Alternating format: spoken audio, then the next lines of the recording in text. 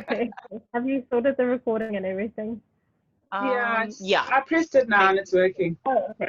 Okay. Okay, awesome. Um, Thank you. so I was just mentioning in terms of having the influences, whether you do have influence, it's very much the same as what Natasha said. You know, Mm. oh, sorry. Um, a very big impact on the people coming into the university and the level of anxiety and stress I personally think they experience in this completely unknown environment. Um, Mm. I was saying that I'm a first generation student. I had no framework as to how any of the things work, how Mm. academics work, where like there were so many things that you didn't understand because it's not the same as high school. It's not the same as school. And having somebody there to support you, having somebody there to explain to you how everything works, really reduces the amount of stress you experience in welcoming week. Mm. And then also just in general, having a friend there, like your mentor is somebody you can go to for advice. And it also your mentor group itself also allows you to meet people in your residence, your PSO, and even in your degree of study. You're going to be less lonely when you go to class and you see a familiar Mm. face.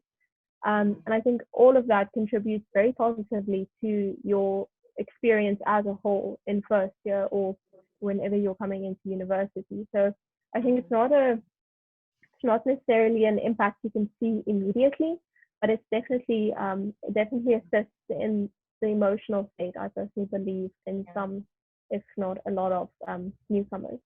Yeah. So good, so good, and it's so true because for me, all the different leadership roles I've taken on in uni, mentor and head mentor were my favorite by far. I honestly felt like I had the most impact when I was mentor and head mentor. Mhm. Just because as much as I love arguing with like management and taking on the good fight, I honestly don't think anything beats seeing someone who wasn't really coping or didn't really know themselves that well when they arrived in their first year. Someone who you spoke over, gave advice to, kind of just walk the journey with, to see them graduate or see them step into different roles, see them become a mentor, see them run for SRC. It's like you're a mom, you're just watching your child, you're like, oh my gosh, I'm so proud of you. And obviously, you're not like, yeah, I made them, that was all me. But just knowing that you got a little role to play in someone's life that we will honestly never know how big or small it is. I know just humility makes you think it was this small little thing, but who knows? Maybe the future president is a mentee who learned from Tara and Natasha, who came to this interview and they were like, yeah, I'm doing it. So I honestly think the ability to care about a human being and their development and to love a human being, nothing can beat that, because you can change Ray's environment, you can change Stelly's culture, everything. But if a person does not know who they are, between first year and the year that they graduate, um, all of that change is just something happening all around and not within. So amazing. Sure, you can tell I have a bias for head mentors and mentors. I really, really do. Off the record, even though it's being recorded. Oh well, I said what I said. So just leaning into a question that I personally sort of battled with, is just the personality that you have to be stepping into this role. Because as much as I love talking and I'm very extroverted, to the eye, I'm also incredibly introverted. I actually am introverted. I'm not also, I am introverted. Um, per definition, and that is that I have to be by myself to recharge. Um, so I know a lot of people will see me saying, making speeches and whatnot, and doing a lot of stuff in front of people, um, and think that it's really easy to just sit and run a meeting with 20 other mentors who are going through life and dealing with their mentees. So do you find that there is a certain type of personality you have to be, or a certain type of personality that just would not fit in this role? Because I think it's one of those silly things that makes us lose a really good candidate for these positions, because someone's second guessing, thinking that I'm too shy, or I'm too quiet for this, or maybe I'm too loud. I don't know. Yeah, what are your thoughts on that? Taryn, you can start us off. Yeah, I mentioned earlier, I thought I see myself as I am an introvert, and I can put on my extrovert pants, so I can act in an extroverted way when the situation requires it. So I personally feel that I in my personal experience, the impact I felt I had as a head mentor was more than I had as a mentor.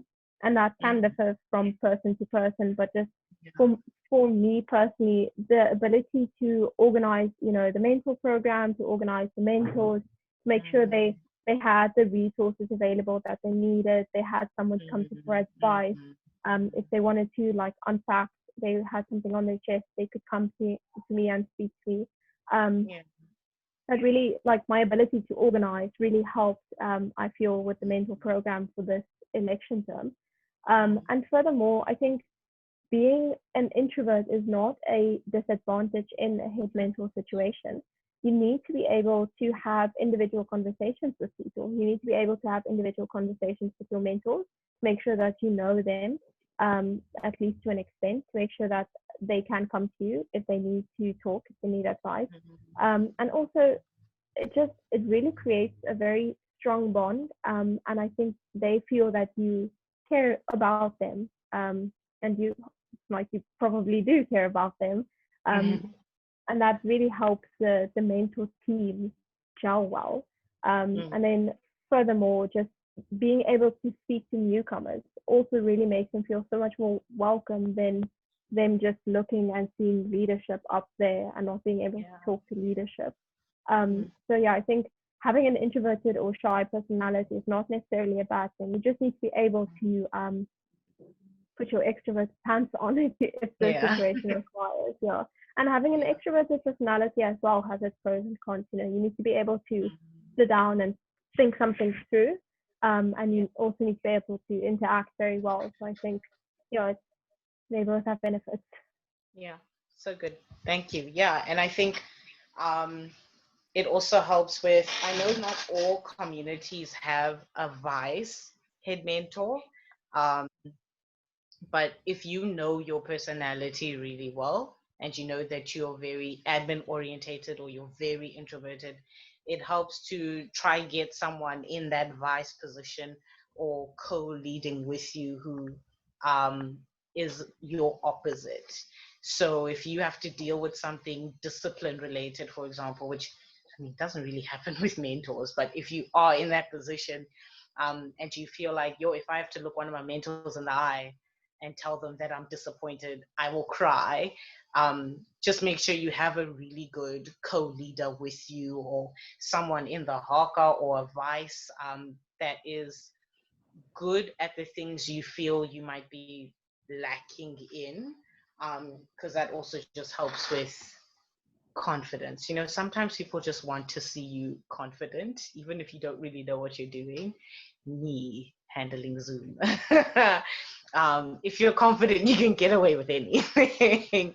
Awesome. Natasha, anything you want to add there? Yeah, definitely. I too am a self-proclaimed introvert. I was deathly terrified of even thinking about head mentor. Let me tell you guys. So I wanted to do it, but I was like, I can't imagine myself talking in front of a crowd, like doing a speech. Like, I just don't want to do it. But just go for it. I would just say, I don't even think there is a personality that is suited or not suited for head mentor. Anyone can apply for head mentor, and if you have the passion and you have the motivation behind it, it will really help you in the long run. And yeah, I do agree, you should be able to put on your extroverted pants, but also yeah, what Rama was saying about just using the strengths of people around you. So knowing your own Yeah. strengths, like, yes, I'm good at individual conversations. I'm good at, talking to people one-on-one. But my vice prim is really good at this. So if I can ask her to, sort out this area, then that's great. You guys can use each other at the end of the day. And, none of us are perfect. None of us will be great at everything. So I think Yeah. that's even more of a reason to use the people around you. So yeah. So good, so good. It's very true. And it actually just helps with you just balancing and handling, having that extra responsibility on you if you do know the things that you should delegate. And my personal motto is that, okay, so I love delegation. If you know me, you'll know. If you've ever worked with me in a team, you will get something delegated to you. I cannot help it. I don't know what happens. It like lands in my hands and then jumps into someone else's hands. But my motto is always, I don't delegate because I don't want to do something. I delegate because I genuinely believe that the person I'm asking to do it can do it better. I would never delegate something that if someone was like, oh, sorry, I can't do it, then I go, I get, then it won't get done. I will do it. But if I know Taryn sings better than me, I'm going to ask Taryn to sing the house song when mentors take house meeting. I'm going to ask her, not because I don't want to do it, but people don't want to hear when they could be hearing a nice sound. So delegating from a place of actually wanting to see your team thrive at the things that you've seen in them. I know with me, I would split the the mentors into groups, into like mini working committees. And sometimes it gets really tricky because it wasn't like hawker type of portfolios. It was it would be self-care, mental caring, compassion, those types of committees. And people would come to me and be like, Wama, why would you put me in this with this and this and this person? And I'm like, honestly, I'm not doing it to spite you or have your term be horrible. I think that this is something the team is or something that the house is going to need. And beyond that, in executing it, I think that you are one of the people that can do it best. So really play to your team strengths and do not be afraid to delegate. So good. All right, so we have been on for some time. I think to conclude, something that I'm sure a lot of people would just love to hear and on the edge of their seat to just hear, and it'll benefit a lot of students, is just any advice that you two have for someone who is watching this or someone who's listening to this, sitting thinking, I really want to be the next head mentor of ACE France.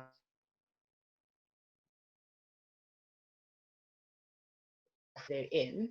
What advice do you have for someone in that position right now?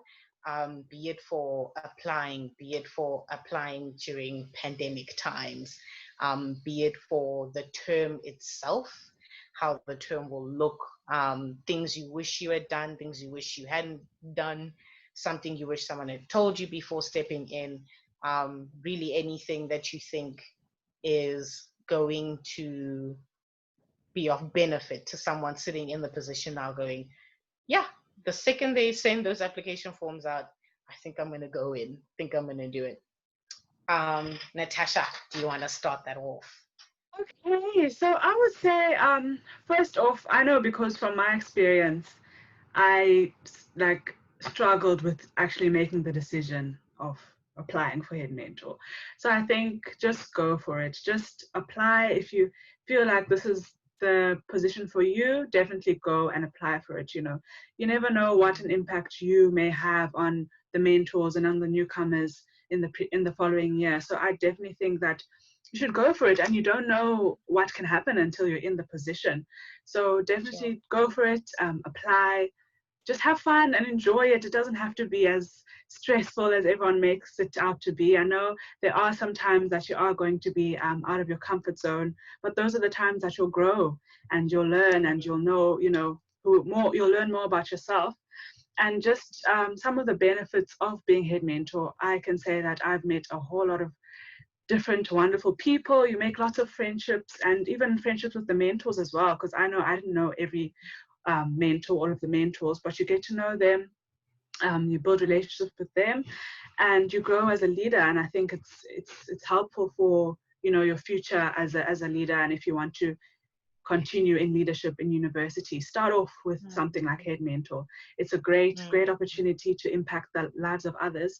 And yeah, I would say go for it. If that's my final words, go for it. Love it. That's a word for someone.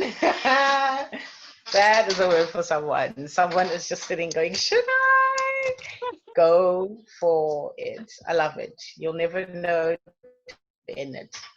Taryn, would you like to add? Yeah, I think somebody once told me you have nothing to lose and everything to gain.